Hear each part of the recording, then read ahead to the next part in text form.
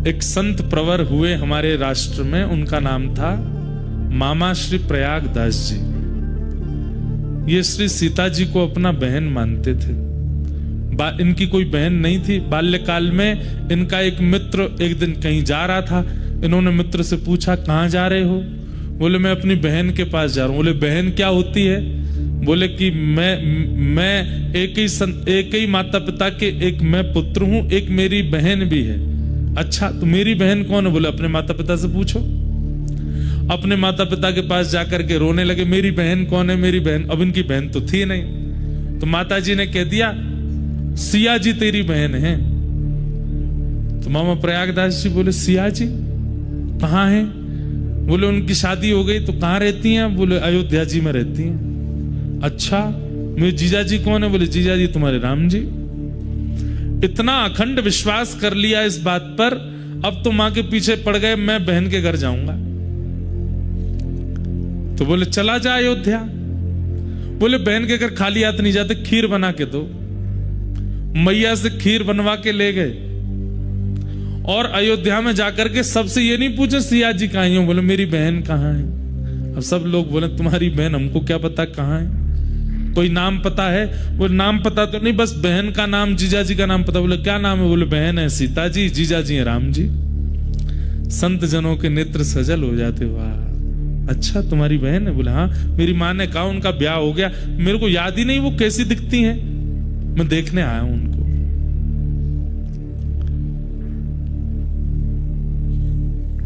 संतों ने कहा, यह अयोध्या है, यहां तुम्हारे जीजा जी और बहन जी विचरण करते रहते हैं। किसी वृक्ष के नीचे बैठ जाओ, आएंगे तुमसे मिलने। बस उनको ढूंढते रहना, उनकी आस में बैठे रहना, आएंगे इसी मार्ग से। मामा प्रयागदास जी बोले, कब तक प्रतीक्षा कर? ओ, मुझे कैसे पता चलेगा कि मेरी बहन है? मैंने तो कभी देखा नहीं। बोले, अरे तुम्हारी बहन छोटे मोटे घर में नहीं भी आई है। रघुकुल कमल दिवाकर, एक छत्र सम्राट महाराज दशरथ के पुत्र हैं श्री राघव जी, तुम्हारे जीजा जी। जब वे निकलती हैं तो आगे सैनिक, पीछे सैनिक, इधर सखियां, उधर सखियां, और मध्य में एक श्वेत हाथी। उस श्वेत हाथी के ऊपर स्वर्ण का एक सिंहासन, उस स्वर्ण सिंहासन पर अनंत मणियां जड़ी होंगी, ऊपर चमर लगा होगा, ऊपर सुंदर छत्र लगा होगा, उस पर आगे जीजा जी बैठे होंगे, पीछे घूंघट करके तुम्हारी बहन बैठी होंगी। और उनका रूप लावण्य ऐसा होगा कि देख करके मन होगा कि मोतियों से, चंद्रमा से इनकी नजर उतार दूं। समझ जाना तुम्हारी बहन है। मामा प्रयागदास जी बैठ गए, प्रतीक्षा कर रहे हैं कहीं से श्वेत हाथी आएगा। करते करते एक दिन व्यतीत हो गया, नहीं आई सिया जी। तो प्रयागदास जी रोने लगे, कैसी बहन हो आप? दुनिया के भाई जब अपनी बहन के यहाँ जाते हैं तो बहन पलकें बिछा करके भैया का स्वागत करती है, और मैं यहाँ पूरी दिन निकल गया और मेरी बहन पूछने तक नहीं आई कि भैया तुम भूखे हो। माँ ने खीर बना के भेजी, खीर भी ठंडी हो गई। कैसी बहन हो आप? करके जैसे रोने लगे, इतने में देखा नगाड़े बजने लगे, बड़ी बड़ी बाजे बजने लगे, सैनिक सब ढोल नगाड़े बजाते हुए आ रहे हैं, सावधान कर रहे हैं सबको। इतने में ही असंख्य हाथी और सुंदर सुंदर हाथियों पर चमड़ उड़ाए जा रहे हैं। 2 हाथी आगे, 2 हाथी पीछे, और बीच में एक श्वेत हाथी, और उस श्वेत हाथी के ऊपर सुंदर स्वर्ण का सिंहासन, और आगे रघुकुल कमल दिवाकर श्री राघव जी मंद मंद नेत्रों से इधर उधर देखते हुए, और पीछे घूंघट करे श्री सिया जी बैठी। अब तो मामा प्रयागदास जी चिल्लाने लगे, बहन जी रुक जाओ, जीजा जी नेक रुक जाओ, अरे मैं आपका साला आया हूं। राम जी ने तुरंत महावत से कहा, रोको, अभी की सत्य घटना। हाथी को नीचे बैठाओ। नीचे बैठा है, सिया जी उतर करके आई, और उतर करके आकर के देखा, नेत्र सजल हो गए सिया जी के, लिपट गए मामा प्रयागदास जी। बहन जी आपने मेरी सुध नहीं ली, मैंने पहली बार देखा आपको, माँ ने बताया आप बहुत सुंदर हैं, और देखिए ना आप सुंदर ही हो। सिया जी ने खीर पाई, खूब सुंदर लड्डू पवाए, और उसके बाद जब जब उनकी इच्छा होती तब तब सीता जी ने कह दिया, जब इच्छा करोगे बस याद कर लेना, हम दोनों आ जाएंगे। जब जब उन्होंने इच्छा प्रकट की तब तब आकर के राम जी ने उनको दर्शन दिया। तो एक बार की बात, कथा सुन रहे थे, तो कथा में व्यास जी ने वन गमन का प्रसंग सुना दिया। उन्होंने वो पहली बार ही सुना था। और वन गमन में उन्होंने जब बताया कि कैकेयी महारानी ने जाकर के दशरथ जी से 2 वरदान मांगे, और एक वरदान में कहा कि भरत को राज्य गद्दी, दूसरे में कहा राम को वनवास। ये सुनते ही प्रयागदास जी रोने लगे, नहीं मेरे जीजा जी वन में नहीं जाएंगे। लेकिन व्यास जी तो सुनाते जाए, चुपचाप बेचारे सुनते गए। और जैसे ही प्रसंग आया कि सीता जी के पास गए और सिया जी से जाके कहा कि तुम यहीं रह करके पूरे कुल की रक्षा करना, सेवा करना। और सीता जी कहने लगी नहीं नहीं मैं तो आपके संग चलूंगी। सीता जी कहने लगी मैं आपके संग चलूंगी। तो प्रयागदास जी तो इतने फूट फूट के रोए। और जैसे ही सुना कि रथ में आरूढ़ होकर के राम जी और सिया जी अयोध्या छोड़ के वन चले गए, मूर्छित हो गए वहीं पे। हाँ नाथ, हाँ नाथ, हाँ नाथ, हाँ नाथ कहते कहते रोने लगे। लोग बाग सब में हड़कंप मच गया, सब श्रोताजन उठ गए, अरे व्यास जी कोई बेहोश हो गया। बोले पानी डालो। जैसे तैसे होश में आए, आंखें लाल और नेत्रों से अविरल अश्रुधार, पूरा शरीर कांप रहा है। दौड़ करके व्यास जी के पास गए, बोले मेरे भैया और मेरी बहन और मेरे जीजा जी कौन से वन में गए थे? बोले चित्रकूट के वन में गए। उसी समय दौड़ करके अपने घर गए और घर जाकर के, सुनिएगा, घर जाकर के खटिया ली, खटिया के साथ रजाई ली। बोले कि जंगल में सोते होंगे, उनको ओढ़ने को नहीं मिलता होगा, लेटने के लिए खटिया नहीं मिलती होगी। खटिया ली, रजाई ली, अचार का डिब्बा लिया, खाते होंगे क्या मिलता होगा उनको, बढ़िया सुंदर सुंदर सामग्री जो जो वन में होनी चाहिए एक व्यक्ति की जरूरत के लिए सब इकट्ठी कर ली। और खटिया के ऊपर डाल करके सारा सामान पूरा धर के, कपड़े लत्ता आदि, वस्त्र सौल आदि, बहन के लिए सुंदर पादुका, जीजा जी के लिए सुंदर पादुका, सब सामग्री लेकर के और सिर पर धारण करके चल दिए चित्रकूट। और रोते जा रहे रास्ते पर। चित्रकूट के वन में पहुंच गए और वन में जाकर के सब रख दिया। और उनको तो वरदान था कि जब स्मरण करोगे आ जाएंगे।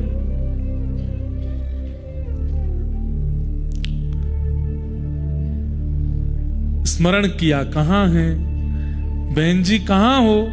हे सीता बहिना कहां हो? हे राघव जीजा जी कहां हो? हे हमारे पहुना आप कहां हो? ऐसे चीख चीख के पुकारने लगे। इतने में ही सीता जी बोली, अरे देखो प्रयागदास जी ने कहीं से हमारा वनवास सुन लिया है, अभी जाके वन में ढूंढ रहे हैं। सीता जी इतने में प्रकट हो गई, राम जी प्रकट हो गए, तुरंत चरणों में लिपट गए। बोले कि अरे आप तो कृपा करो, आप वन में क्या कर रहे हैं? आप वन में क्यों घूम रहे हैं? सिया जी बोली, नहीं नहीं नहीं, वो 14 वर्ष का वनवास हुआ था, पर 14 मिनट ही हम लोग वन में रहे, उसके बाद दशरथ जी हमको वापस ले आए और फिर जनक जी भी ले आए और सब ला करके हमको राजमहल में बिठा दिया। अब वनवास नहीं है, वो तो हो गया पूरा। 14 मिनट के लिए गए थे भैया, कर करा के आ गए वापस, आप चिंता मत करो बिल्कुल भी। प्रयागदास जी बोले, मैं तो आपके लिए खटिया लेके आया, रजाई लेके आया, सब सामान लेकर के आया कि आप कहीं वन में होंगे, आपको कष्ट नहीं हो। वो नहीं नहीं, हमारा तो वनवास पूरा हो गया, अब आप प्रेम से खटिया लाए हो, इस पर पड़ जाओ, प्रेम से आनंद करो, कोई चिंता की बात नहीं है, हम राजभवन में सुख ले रही हैं। बस ये सुनते ही प्रयागदास जी नाचने लगे। बोले, मेरी बहन सुख में है ना, कोई कष्ट तो नहीं? राम जी को बोले, बिल्कुल कष्ट नहीं देना इनको। राम जी बोले, बिल्कुल नहीं देंगे, चिंता मत करो। महाराज एक पेड़ के नीचे खटिया बिछा ली। उसी दिन जब ये सुन लिया कि सिया जी सुखी हैं, उस दिन के बाद अपनी अंतिम श्वास तक प्रयागदास जी ने भजन ही नहीं किया, पड़े रहते बस। कोई आगे कहता भजन कर लो, बोले क्या करना, हमारी बहन सुखी है, अब क्यों भजन करना? बहन को कष्ट होता, किसी प्रकार की कोई पीड़ा होती तो उसके लिए भजन करते। हमारी बहन तो आगे बता के गई बहुत प्रसन्न है, वो तो कनक भवन में विराजती हैं, आनंद से रहती हैं। पेड़ के नीचे खाट बिछी है, खाट के नीचे सरवा, प्रयागदास अलमस्ता सोवे, राम लला को सरवा। हम तो अलमस्त आनंद ले रहे हैं, यहाँ पे सुख ले रहे हैं, हमको कुछ करने की आवश्यकता नहीं। ये महाभागवत है। हम यहाँ आपको कितना व्रज से ठाकुर जी छोड़ के चले गए, कितनी कथा सुना देते, कुछ होता है? कुछ नहीं होता।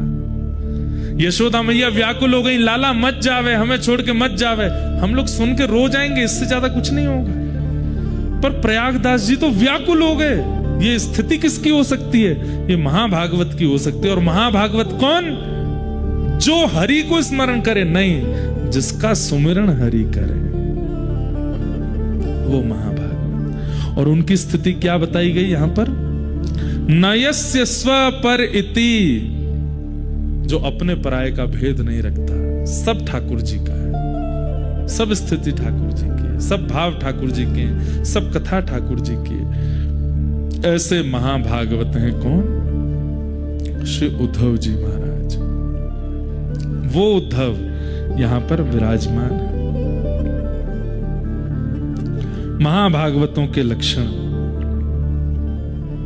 ऐसे महाभागवत हैं श्री उद्धव जी। तो ऐसे उद्धव जी को भगवान ने बद्रिकाश्रम भेजा है। अब यदुवंशियों को शाप लग चुका है। यहां से कथा सुनिए। हम थोड़ा सा उद्धव कृष्ण संवाद में प्रवेश करके फिर आज के प्रसंग को विराम देंगे। यदुवंशियों को शाप लग चुका है और आपको जानकर के आश्चर्य होगा कि यदुवंशियों को शाप किस दिन लगा? जन्माष्टमी के दिन। ठाकुर जी का जन्मदिन था उस दिन, और पूरे देवी देवता सब भगवान को प्रणाम करने के लिए आए थे। भगवान को प्रणाम करते हुए सब देवताओं ने भगवान को वंदन किया। नतास्मते नाथ पदारविंदम बुद्धिन्द्रिय प्राण मनोवचो भी यद्यतेन्तर्हृदि भावयुक्ते मुमुक्षुभिः कर्मयोरूप पाशा। देवताओं ने आकर के भगवान को प्रणाम किया और प्रणाम करते हुए सब देवता भगवान को वंदन करने लगे। आपके चरण कमलों की महिमा, आपके मुखमंडल की महिमा, आपकी बुद्धि की महिमा, आपके स्वभाव की महिमा, सब महिमा गाने लगे। भगवान थोड़ी देर महिमा सुनते सुनते बोले, मूल बात पे आओ, बात क्या है? इतना महिमा मंडन क्यों कर रहे हो? सब देवताओं ने कहा, भगवान भूमेर भारावताराय पुरो विज्ञापितः प्रभो। हे नाथ, आप जिस कारण से अवतार धारण किए थे वो काम आपका पूरा हो गया। भगवान के अवतार के कारण क्या है? पहला कारण धर्म संस्थापनार्थाय, धर्म की स्थापना। दूसरा कारण क्या है? वैष्णव संत और भक्तों को दर्शन, वो भी पूर्ण हो गया। तीसरा कारण क्या है? राक्षस दुष्ट और दैत्यों का वध। ये भगवान का कारण है आगमन का। देवताओं ने जाकर के कहा कि नाथ, आपका अब कारण पूरा हो चुका है, अब आप वापस वैकुंठ चलो, अपनी लीला पूरी कर दीजिए। और आज तो यदुवंशियों को शाप भी लग गया है।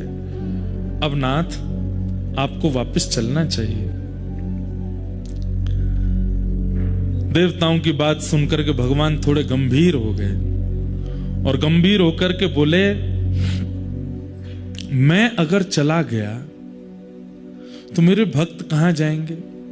मैं अगर चला गया तो मेरे आश्रय में जीने वाले ये सब लोगों का कल्याण कैसे होगा? मैं अगर चला गया तो इस पृथ्वी की रक्षा कौन करेगा? धर्म की स्थापना जो मैंने करी है वो कैसे पूर्ण होगी? तब देवता जन भगवान से कह रहे हैं कि हे नाथ, आपने जितने भी लीलाएं की हैं उन लीलाओं का श्रवण, कथन, पठन और विचार अब यही मानवों का कल्याण करेगा। आपकी उपस्थिति आवश्यक नहीं है अब मानव कल्याण के लिए। आपकी लीला का अनुसरण और आपकी लीला का चिंतन, कथा का श्रवण, उसी से ही मानव का कल्याण हो जाएगा। कृपा करके अब तो आप चलिए। तब भगवान ने मन में विचार किया, और यहां पर स्पष्ट ब्रह्मा जी कहते हैं कि भगवान कितने वर्ष के हो गए आज जन्माष्टमी है, तो यहां लिखा है सारस्वतम व्यतीयाय पंचविंशाधिकम प्रभो।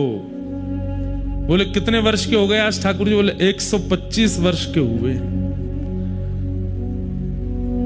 उद्धव कृष्ण संवाद जन्माष्टमी को ही प्रारंभ हुआ है, और 125 वर्ष की आयु में ठाकुर जी ने उद्धव को ये ज्ञान उपदेश दिया है। महाभारत का युद्ध बताते हैं, उस समय ठाकुर जी 80 या 90 के मध्य में थे, लेकिन भगवान की आयु सुनकर के आप किसी भी रूप में भगवान की वृद्धावस्था का अनुभव मत कीजिएगा। ठाकुर जी वृद्ध नहीं है, ठाकुर जी 125 वर्ष के हैं। भगवान का पुत्र प्रद्युम्न 80 वर्ष का है, भगवान का परपुत्र 50 वर्ष का है। लेकिन जब एक साथ भगवान, पुत्र और परपुत्र तीनों खड़े हो जाते हैं तो भगवान लगते हैं बालक। 16 वर्ष के बालक कैसे? भगवान की अवस्था 16 वर्ष की रहती है। रेशे नहीं आते ठाकुर जी को, हमारी तो दाढ़ी मूछ भी आ जाती है। ठाकुर जी को वो जो प्रारंभिक रोए होते हैं ना, जो 13-14 वर्ष के बालकों के आ जाते हैं, वह भी प्रकट नहीं होते ठाकुर जी के। तो भगवान की आयु 125 वर्ष है, पर शरीर पर कोई भी भाव ऐसा नहीं है कि कमर झुक गई हो, लंगड़ा के चल, कुछ नहीं। 16 वर्ष के लाला की तरह उछल कूद करते घूमते हैं सब जगह। एक बाल भी श्वेत नहीं है ठाकुर जी का। काल का प्रभाव नहीं होता। तो आज भगवान 125 वर्ष के हो गए, और उस समय देवताओं ने आकर के भगवान से प्रार्थना की कि नाथ अब चलिए। भगवान बोले ठीक है, हम योजना बना करके आते हैं, तुम सब वैकुंठ में व्यवस्था करो। और उसी समय भगवान ने उद्धव को बुलाया और उद्धव से कहा, उद्धव अब लीला संवरण का समय आया है। मैं समस्त यदुवंशियों को लेकर के जाऊंगा और जाकर के सोमनाथ भगवान का यज्ञ कराऊंगा, वहीं इनको शाप लगेगा और धीरे धीरे फिर ये यदुवंशी आपस में लड़ झगड़ करके मरेंगे। लेकिन तुम यहां रहोगे, तुम्हें मैं कुछ ज्ञान उपदेश करना चाहता हूं, वो तुम बहुत ध्यान से सुनो। उद्धव जी के नेत्रों में आंसू भरे। लीला संवरण की बात क्यों कर रहे हैं ठाकुर जी? और जब सब यदुवंशियों को संग ले जा रहे हैं तो मैं भी तो आपका हूं, मुझे भी ले चलिए। मैं आपके साथ क्यों नहीं जा सकता? ठाकुर जी बोले, तुम उत्तराधिकारी हो। किसके? मेरी भक्ति गादी के उत्तराधिकारी हो। मैंने धर्म का उत्तराधिकारी दुनिया को बना दिया, लेकिन मैंने जो भक्ति प्रेम की व्यवस्था की है उसके उत्तराधिकारी तुम हो उद्धव। इसलिए तुम्हारा रहना आवश्यक है। और तुमने कामना की है व्रजमंडल की प्राप्ति की, इसलिए तुम्हें तप करना पड़ेगा। तो इसलिए अब तुम रहोगे यहां पर। क्या आज्ञा है मेरे लिए? तब भगवान प्रथम आज्ञा देते हैं। ध्यान से सुनो, भगवान कह रहे हैं, तम तु सर्व परित्यज्य स्नेहं स्वजन बंधुषु मय्या वेशय मन सम्य समुद्रेग विचरस्वगान। क्या करो? तम तो सर्वम परित्यज्य, अब तुम सब छोड़ दो। और यहां पर सर्वम के बाद एक शब्द कहा है भगवान ने, और वो शब्द का नाम क्या है? स्नेहम। बोले तुम्हारा सब लोगों से जो स्नेह है उस स्नेह का त्याग कर दो। व्यक्ति का त्याग हम लोग कर देते हैं, लेकिन उसके प्रति जो हमारा स्नेह, इच्छा, ममत्व, उसका हम त्याग नहीं कर पाते। और एक और बात सुनिए, अहमता ममता अलग बात होती है। श्रीमद् भागवत जी के प्रारंभ में अहमत्व और ममत्व के त्याग की बात आती है।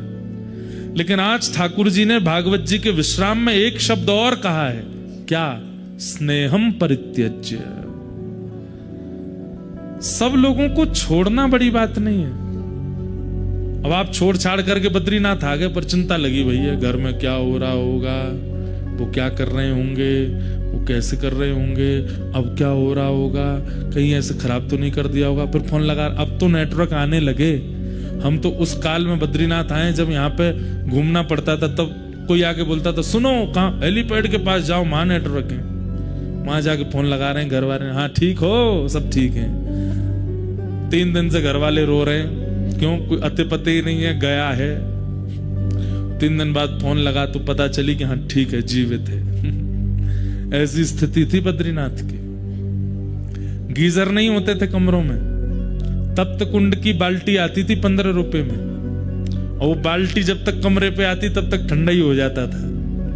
बच्चे कुछ जितना वो गर्म होता था उसी से ही नहाना पड़ता था।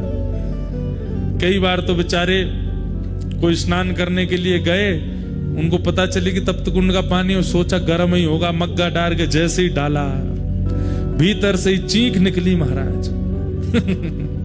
वो सब स्थिति भी देखी है। चाय बनी, बन के कमरे में आई है, तब तक तो वो शरबत हो चुकी है। ऐसा बद्रीनाथ भी रहा है। गीजर नहीं होते थे, फोन के नेटवर्क नहीं होते, इंटरनेट तो चलता ही नहीं था। 2022 तक भी नहीं चलता था इंटरनेट। अब तो सब सुविधाएं हो गई यहां पे। पर हम सब छोड़ के आ जाते हैं, पर हमारा स्नेह नहीं छूटता। ठाकुर जी कहते हैं, उद्धव अब तुम स्नेह का त्याग करो। स्वजन बंधिशु, तुम्हारे जितने भी स्वजन हैं, जितने भी बंधुजन हैं, जितने भी प्रियजन हैं, इन सब से अब तुम स्नेह का परित्याग कर दो। क्योंकि जब तक ये स्नेह इस चित्त में रहेगा, भले ही शरीर से तुमने किसी का भी त्याग कर दिया हो, मेरी प्राप्ति नहीं हो पाएगी। क्योंकि मेरी प्राप्ति देह से नहीं, स्नेह से ही होती है, और वो स्नेह अभी भी तुम्हारा उनमें है, तो मैं कैसे मिलूंगा? इसलिए तुम स्नेह का परित्याग करो। स्नेह कैसा होता है? चिंतन के रूप में होता है। भले ही जीव शरीर से सामने नहीं है, भले ही जीव वार्ता से सामने नहीं है, भले ही उस जीव की चर्चा भी हमारे आसपास नहीं हो रही, पर हमारे चिंतन में उसका ध्यान बना हुआ है। कैसा है, क्या? यही चिंतन, इसको स्नेह कहते हैं। और जब तक ये स्नेह का त्याग नहीं होगा, तब तक भक्ति मार्ग में तुम उपलब्धियों के रूप में अपने हृदय की स्वच्छता कर लोगे, बुद्धि की स्वच्छता कर लोगे, अपने विवेक की प्राप्ति कर लोगे, पर मेरी प्राप्ति नहीं हो पाएगी जब तक स्नेह नहीं जाएगा। समझ रहे हैं बात को? इस भक्ति मार्ग में आगे चल के बहुत उपलब्धियां मिल जाएंगी आपको। आप विवेकी हो जाओगे, आपको आपत्ति विपत्तियों की पीड़ा आनी बंद हो जाएगी, आप सबसे परा होते चले जाओगे। बिल्कुल एक मठ मंदिरों में रहने वाले तपस्वी की भांति आपकी स्थिति हो जाएगी, लेकिन कृष्ण दर्शन नहीं होंगे। क्यों? क्योंकि स्नेह अभी चित्त में है दूसरे के प्रति। ठाकुर जी कहते हैं, उद्धव क्यों 1000 वर्ष लग जाते हैं तप करने के बाद मेरे दर्शन में? किसी को 1000 वर्ष, किसी को 500 वर्ष, किसी को 100 वर्ष, इतना समय क्यों लगता है? बोले इन अवधियों में तप कितना कर रहा है ये नहीं देखता मैं ये देखता हूं तप से स्नेह कितना खत्म कर रहा है दूसरों से। और जैसे ही वो स्नेह शून्य होगा और मेरे दर्शन की लालसा उसके चित्त में प्रकट होगी, मैं प्रकट हो जाऊंगा।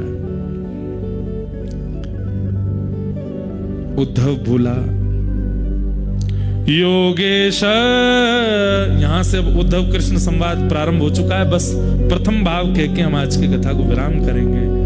उद्धव जी महाराज कह रहे हैं, भगवान ने आज्ञा करी है कि स्नेह का परित्याग करो। और किससे? स्वजन बंधुषु, अपनों से और बंधुजनों से। और अब यहां उद्धव कह रहे हैं, योगेश योग विन्यास योगात्मन योग संभव निश्रेयसाय में प्रोक्त त्याग संन्यास लक्षण त्यागोऽयं दुष्करो भूमन् कामानां विषयात्मभिः सुतरां त्वयि सर्वात्मन् भक्तैर्ति मे मति। हे नाथ, योगेशः योग विन्यासः योगात्मा योग संभव। हे योगियों के अधीश्वर,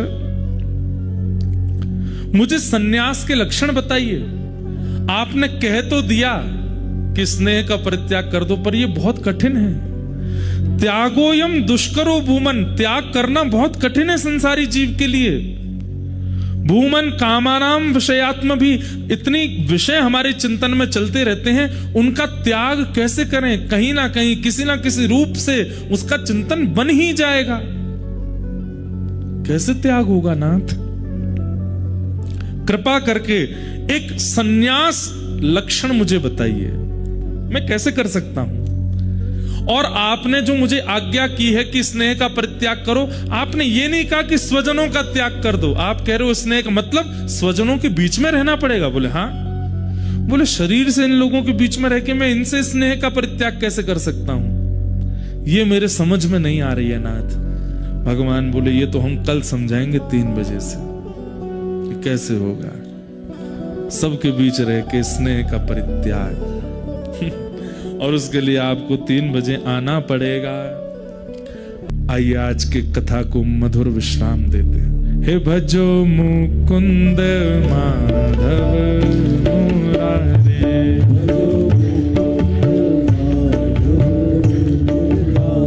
हे भजो मुकुंद माधव मुरारे,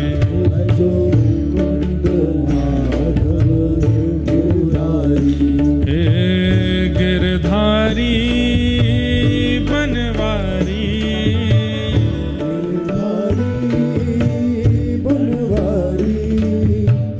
गिरधारी